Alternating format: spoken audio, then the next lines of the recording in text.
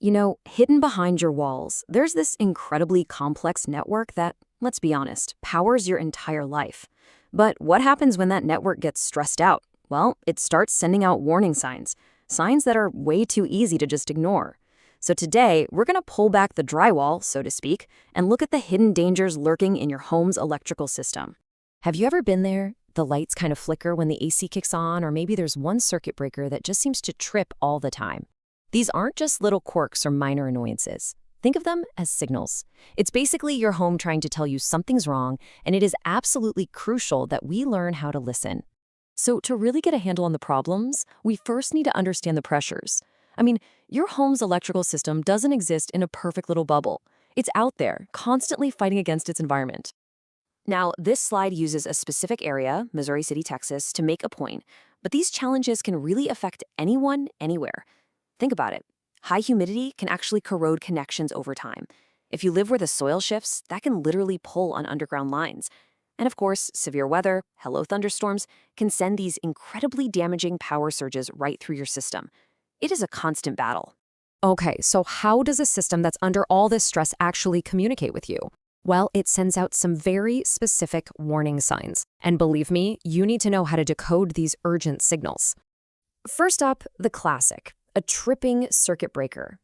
I know, it's so tempting to just walk over, flip it back on, and completely forget about it. But you have to remember, a breaker is a safety device. When it keeps tripping, it's screaming at you that a circuit is dangerously overloaded. Ignoring it is basically like taking the batteries out of a smoke alarm because it's being loud. And what about flickering lights? Oh yeah, this is a big one. You know when a huge appliance like your air conditioner powers on and all the lights in the house kind of dim for a second? That's your electrical system literally struggling to handle that sudden demand for power. It's a huge clue that your system is pushed right to its limit, maybe because of loose connections or just an undersized service panel. All right, this next one is not a drill. This is an emergency. If you ever smell something like burning plastic, or sometimes it's a weird fishy odor coming from an outlet or light switch, that means a connection is actively overheating and melting. This is the stage right before an electrical fire, so please do not ignore this smell. And let's look at a few other signs. If you hear a buzzing sound coming from your main electrical panel, that could be a breaker that's about to fail. Outlets or switches that feel hot to the touch, classic sign of an overloaded circuit. And that special outlet in your bathroom or kitchen, the GFCI, if that thing won't reset, it's telling you there's a ground fault, which is a very serious shock hazard. So you might be wondering, why are so many electrical systems struggling like this? Well, it really boils down to this fundamental conflict between our modern lives and the infrastructure of the past. Let's call it the modern power squeeze. This comparison really says it all, doesn't it? Think about a house built in the 1970s. It was designed for a few basic appliances, maybe one TV. Fast forward to today, we've got high-demand HVAC systems, huge refrigerators, smart home everything, and now we're even adding electric vehicle chargers. We're asking these systems from yesterday to do the work of tomorrow, and they just can't keep up. And a lot of those older homes were built with 100-amp service panels. For the kind of electrical demands we have now, that is just not enough juice. It's often the root cause of so many of the warning signs we've just been talking about. So what's the solution? Well, it's upgrading to the modern standard, 200-amp service. This gives you the capacity you need for all of today's tech, plus a little room to grow for the future. It's all about eliminating that dangerous strain on your system and having the power you need safely. Now, these kinds of upgrades, they're not just about convenience. They're about safety, and that safety is mandated by the electrical code. You gotta remember, electrical codes aren't just a bunch of bureaucratic red tape. They are life-saving rules that are based on decades of learning from things that have gone wrong.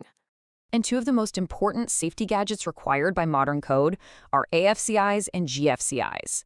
But what do those letters even mean? What do they actually do? Okay, let's start with the AFCI, the Arc Fault Circuit Interrupter.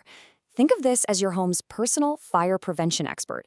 It's brilliant. It's designed to detect these tiny, dangerous electrical sparks, or arcs, that can happen from, say, a frayed lamp cord or a loose wire behind a wall.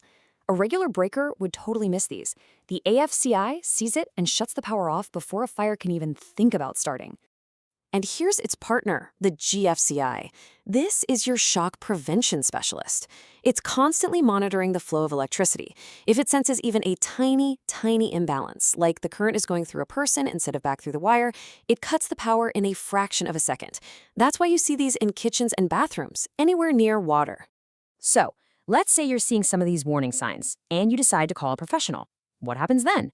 It shouldn't be a mystery. There's a really clear, straightforward process you should expect.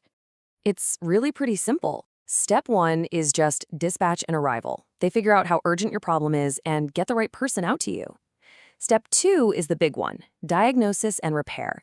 The expert finds the real root cause, explains it to you in plain English, and only does the work after you've approved it. And finally, verification. They test everything under a real load to make sure it's safe, and then you get a full report. No surprises, no mysteries. And just to really drive the point home, there is a quote from the source material that, wow, it just puts it all in perspective. Improper electrical installations kill people and burn down buildings. These requirements exist for a reason. That says it all, right? This is not a weekend DIY project. So that really leaves us with one final crucial question to think about. It's not just about whether your system is getting by okay today. It's about whether it's ready for what's next. So ask yourself, is your home's electrical system truly prepared for the future?